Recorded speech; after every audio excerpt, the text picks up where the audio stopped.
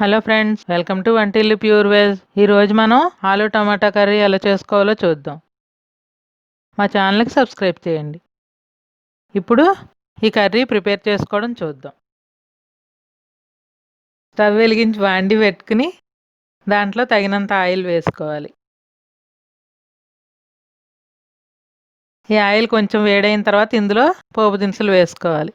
ఆవాలు, జీలకర్ర, ఎండుమిర్చి. ఇవి కొద్దిగా వేగాలన్నమాట. ఇలా కొంచెం వేగిన తర్వాత ఇందులో కొద్దిగా ఇంగువ, అలాగే ఒక చిటికెడు పసుపు వేసుకోవాలి. ఒక అర స్పూన్ పసుపు వేసుకుని బాగా కలుపుకోవాలి. ఉల్లి, వెల్లుల్లి మనం వాడటం లేదు, ఈ ఇంగు ఫ్లేవరే కూరకి.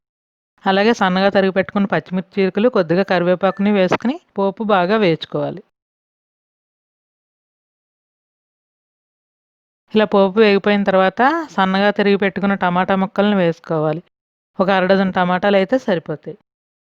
విడిగా చింతపండు రసం వేసుకోక్కర్లేకుండా ఈ పులుపుతోటే మనకి కూర మంచి టేస్ట్ వస్తుంది. ఇవి మగ్గడానికి కొంచెం సేపు మనం మూత పెట్టుకుందాం. ఇదిగోండి, కొంచెం మగ్గిపోయి ఇప్పుడు వీటిని ఒకసారి ఇలా కలుపుకుని దీంట్లో ఇప్పుడు తగినంత ఉప్పును వేసుకుందాం. అలాగే ఉడికించి పెట్టుకున్న శనగలను కూడా వేసుకుందాం. ఈ శనగలు ఆప్షనల్, మీకు నచ్చితే వేసుకోవచ్చు, లేకపోతే లేదు. వేసుకుంటే బాగుంటుంది. అలాగే ఉడికించి పెట్టుకున్న బంగాళదుంప ముక్కలను కూడా ఇందులో వేసుకుని కలిపేసుకోవాలి. ఈ ముక్కల్ని ఇలా కలుపుకుంటూ అట్ల కడుతూ ఇలా అనుకుంటూ ఉంటే మనకి కూర గ్రేవీ కొంచెం చిక్కగా వస్తుంది. విడిగా పిండి అది పెట్టుకోక్కర్లేదు.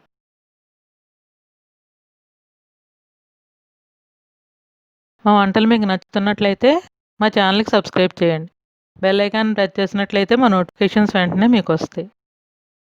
ఇలా అట్ల కాడతో ముక్కలన్నిటిని ఇలా చిదుముకుంటూ వేయించుకోవాలి కాసేపు.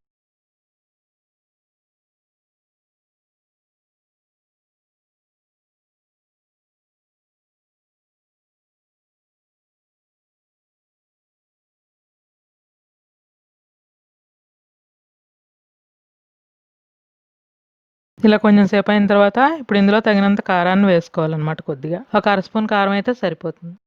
అలాగే ఒక స్పూన్ గరం మసాలా కూడా వేసుకుని మొత్తం కూర అంతటికి పట్టేలాగా బాగా కలుపుకోవాలి.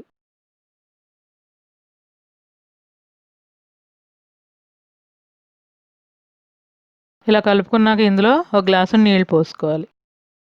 ఇప్పుడు మనం వేసుకున్నవన్నీ కలిపి బాగా ఉడికి కూర మంచి టేస్ట్గా తయారవుతుంది.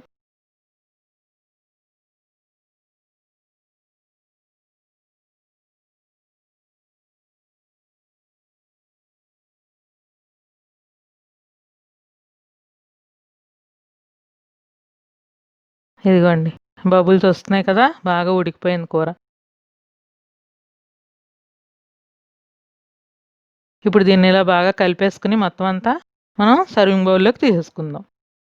ఇదిగోండి, కూర రెడీ అయిపోయింది. ఈ కూర రైస్లోకే కాకుండా చపాతీ, పూరి, పుల్కా అన్నిటిలోకి చాలా టేస్ట్గా ఉంటుంది. మా వంట మీకు నచ్చితే లైక్ చేయండి, షేర్ చేయండి, కామెంట్ చేయండి, సబ్స్క్రైబ్ చేయండి. Thank you for watching.